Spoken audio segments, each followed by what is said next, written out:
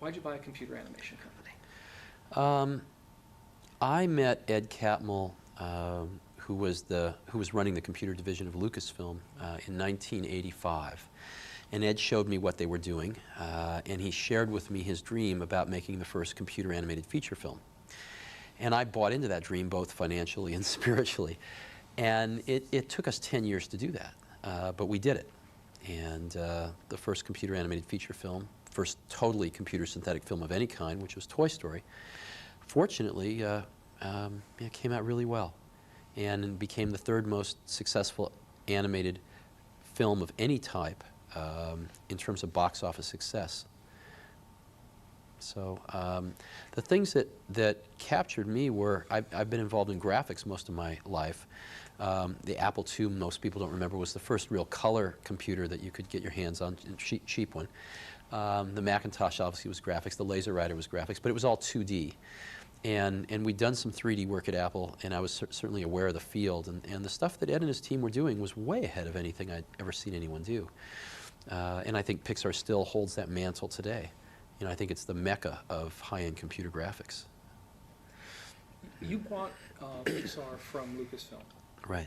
What kinds of things did you need to do, both personally, as learning to become a filmmaker, along with everything else you are, and as a businessman, to put the company in the position that it's in today, and basically head and shoulders above anything else in the industry, and put it in a position where it's literally starting to operate like a studio? Yeah, well, Pixar is a studio. I'm not a filmmaker. I don't direct our films. John Lasseter does, and I think he's the most brilliant director working in animation today. What I try to do is help create the environment where all these incredible people can make films. So we've got a whole creative team, which is about 100 people now, and we've got an incredible technical team, and we've got an incredible production team, and we figured out a way to have all those people work together as peers. That's a really unique thing in the industry, in that you know, the very best creative people will only go to work at a few places. Disney, Pixar, possibly DreamWorks. But the very best people, it's very hard for these other places to get them. In the same sense, the very best computer scientists in computer graphics will only go to work at a few places. And Pixar is one of those. But most of the studios are not, because they don't have that level of a technical culture there. And I think Pixar is the only place in the world that can hire the best from both of these areas. And we've worked for 10 years to figure out a way to have them all work together, which is not easy, because they come from the Hollywood culture and the Silicon Valley culture are really different. And you know, we think we've picked the best from both. So That leads into another question I had. What's Sillywood? Well, Sillywood's a term for a lot of you know, Sillywood is a term that was invented for the space that a lot of companies were in so they could raise investment, but they never produced any products. You know, it was sort of technology meeting Hollywood. And Pixar is the only company I know where Silicon Valley and Hollywood have met where there's actually been any offspring that have been successful. It's a very difficult thing to do. How's that working out? It's working out great. Yeah, you have a relationship right now with Disney, but at a certain point you're going to break off on your own. Is that, I mean, where are you taking Pixar now? What's on the boards for the next few years, and what do you want to get into the distribution end of it yourself, control more of the product and the ancillary stuff? Well, we have a relationship with Disney now, and it's turning out great, actually. We had some fears going into it. I'm sure they did, too. This was the first time Disney ever went outside for mainstream animation. And so I'm sure we both approached it with some degree of fear, and it's turned out to be far more successful and far more fun than we ever imagined. So the relationship's going really well with Disney. We love working with them. Creatively, from the marketing side, they have very good people. So that's going pretty well, and we have a 3-picture deal with them, and at the end of that deal, you know, we'll have to make some decisions. Should we, you know, sign up for a longer relationship with Disney? Should we sign up with another studio? Should we, you know, do some more of the marketing ourselves and just rent a studio for distribution? And we don't have to make those decisions for a few years, and we're busy educating ourselves to understand, you know, what our options are, and I think think we are getting our hands around that. This is a new way, this is really a new kind of existence for computer animation as a business. We talk a lot about where's computer animation gone in the last 20 years, and how is it, Pixar clearly is well beyond where anybody else has gone in terms of computer animation as a business. How has the business changed? Well, you know, most people doing computer animation never got paid for it. They did it as a labor of love, as you know. And the ones that did get paid for it, the business model evolved to doing commercials and flying logos and special effects. Those were the primary ways that people would get paid for their avocation, to turn it into a vocation. And Pixar did that for a while. We made television commercials. We won most every award in the book. The problem with doing commercials and special effects is that the business model has eroded over the last several years. I mean, it's all work for hire. You don't share in any of the upside of what you create. You just get paid for the work once. So if Listerine sold more Listerine because of our commercials, we didn't make any more money for producing the commercials.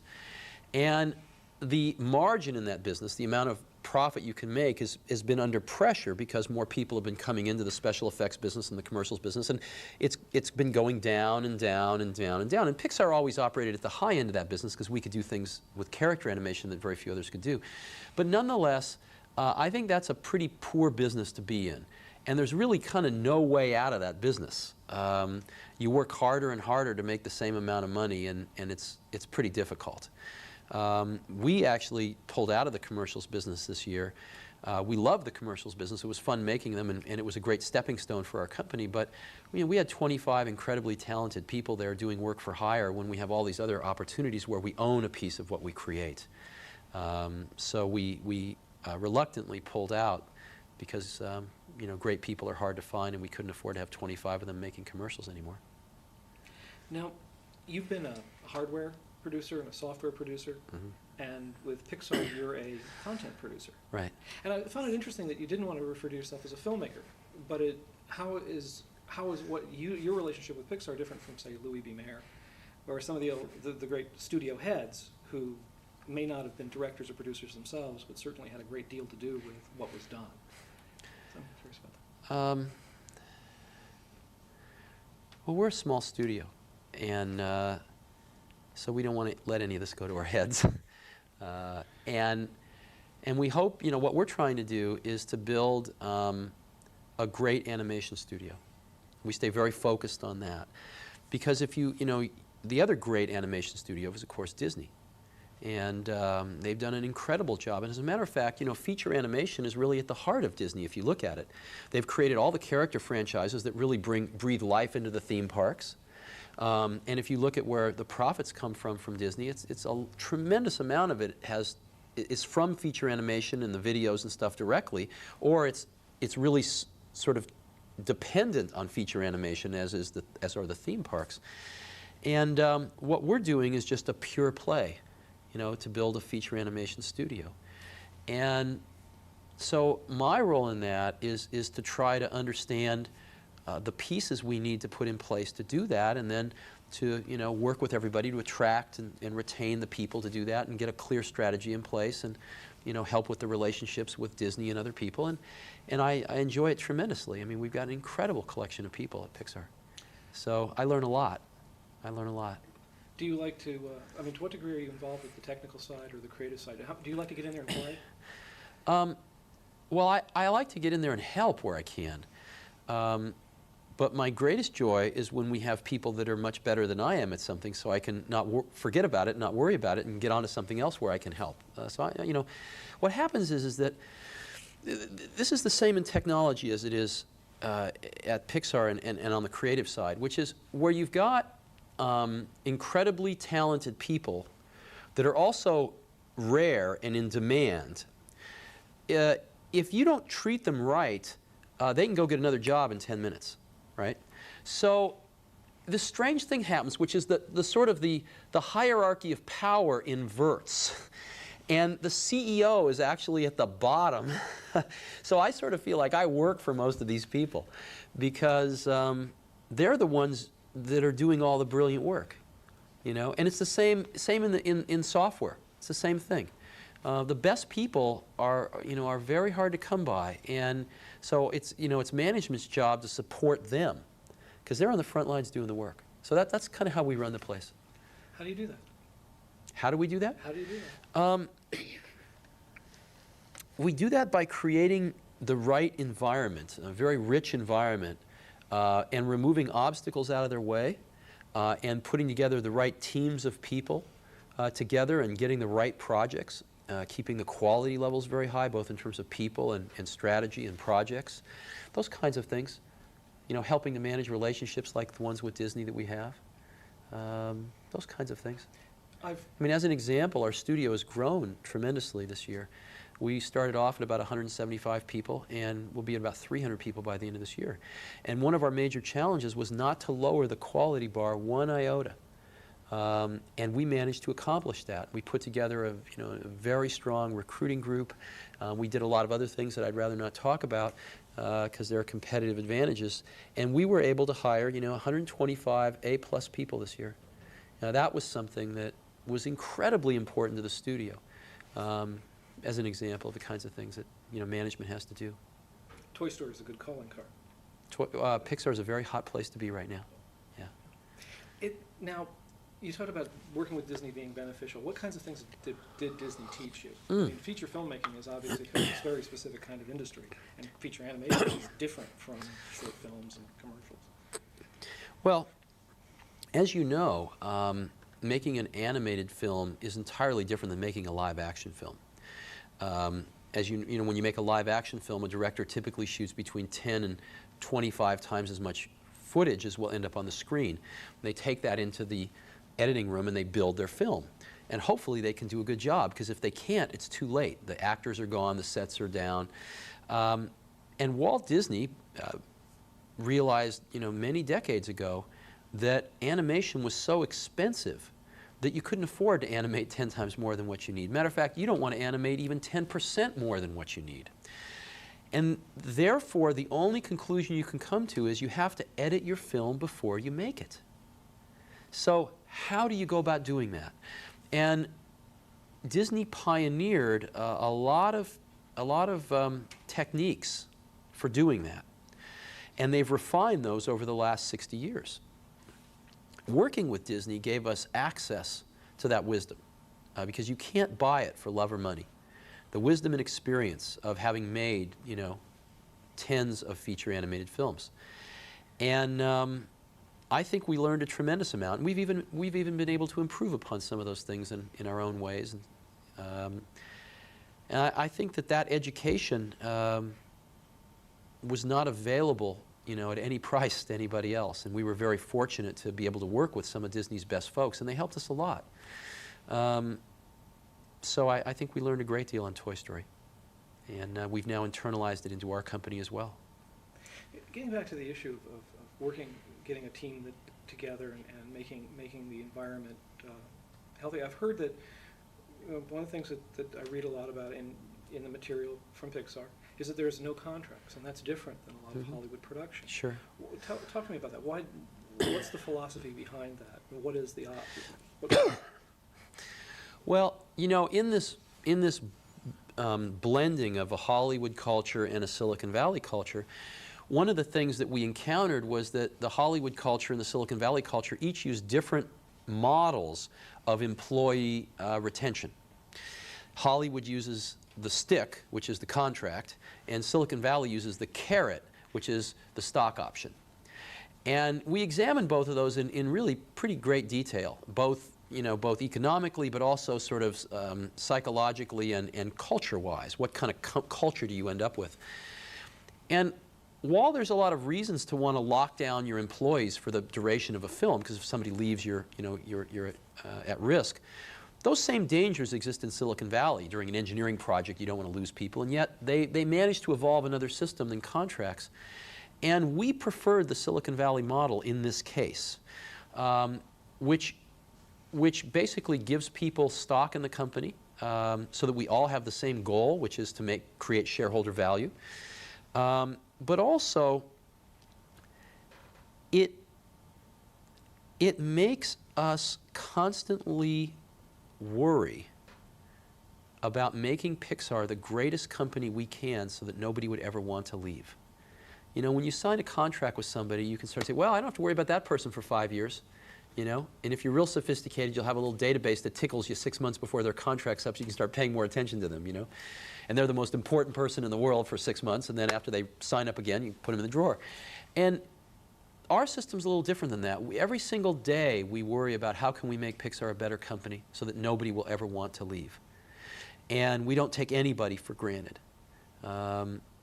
Because if they don't want to be at Pixar, then probably they should leave anyway, whether or not they would ever have a contract. So, you know, we've watched Silicon Valley, which is, you know, 4 or 5 times as big as Hollywood, has grown up much faster than Hollywood, and has grown up on this different model, and we think it's a pretty good model, so we adopted it. And so far, it's working really well. Now, where's all this going? You're operating a significant studio. Lucas is operating a significant operation up here in the Bay Area. You know, the technology allows for a significant amount of decentralization from what used to be the industrial heart of the entertainment industry, which is Hollywood, like the industrial heart of the motor vehicle industry, automobile industry was Detroit. And you have been also key. I mean, one of the biggest impacts that you've had is the democratization of technology and putting high technology in the hands of people right on your desktop. I'm on my 5th Macintosh. Oh, great. I still have the 128 sitting at home. It's a wonderful machine. Brilliant design, absolutely brilliant. You were key and also involved in developing the graphic user interface, making the technology that much more transparent. Where is all this going? I don't know. I mean, I don't think about this all the time. You know, one of the differences that I've noticed between content and technology, selling technology boxes, is that you can hardly find, I mean, I'll relate it to my own life. I mean, you can hardly find an Apple II around too much anymore. You still can in the schools, but that's about it. It's not clear whether you'll be able to boot up a Macintosh 5 years from now or not. And all the products, all these technology boxes and all this software, you know, if it has a life of a year or 2, you're very lucky. If it has a life of 5 years, it's extraordinary. And every once in a while, something has a life of 10 to 15 years. And I've been lucky to be associated with a few of those products as well. But sooner or later, they all become part of the sedimentary layer, you know, which is the foundation for new innovation. Disney released its first animated feature film, Snow White, in 1937. That's 60 years ago. A few years ago, they re-released it on video and sold 28 million copies, making probably around $250 million of profit, 60 years after its initial release. And I have a young son. We got it. He loved it. He watched it 30, 40 times. And it really struck me that I know people on most of the continents of this world, and I think everyone I know knows the story of Snow White. I don't think I know one person who hasn't seen it. And watching my son watch this, it really hit me that these stories renew themselves with each generation of young children. And you know, you read Joseph Campbell. I mean, these are our myths. And here's something that's 60 years old that's regenerating itself in my son and other young children. And you know, I think people are going to be watching Toy Story in 60 years. Not because of the computer graphics, but because of the story, you know, about friendship. And that's something really amazing to me, something very different than the industry I worked in the past. And to have the opportunity to put these stories into the culture like this, if we can work really hard and be lucky again and again, is a rare opportunity. And I think everybody at Pixar feels really, really privileged to have this opportunity. So that's what we're all about. And we want to make these products that hopefully will be around for a long time, and everybody will get a lot of, you know, enjoyment from and learn from. I think you answered this question, but one of the questions I raised is what kind of challenges, what gets you up in the morning? Oh, that, obviously. you know, yeah. I think you have. In motion pictures, historically, in old Disney film, Disney animation, Warner Bros. Animation, the animators and the filmmakers always put a little bit of themselves in the product. Sure. What Toy Story character are you? Oh, I don't know.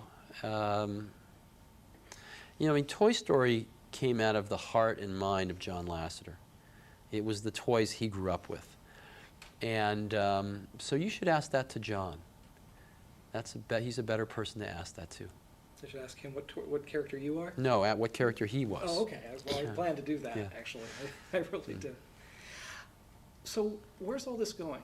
What's going to surprise us? Well, you know, on the visual side, 10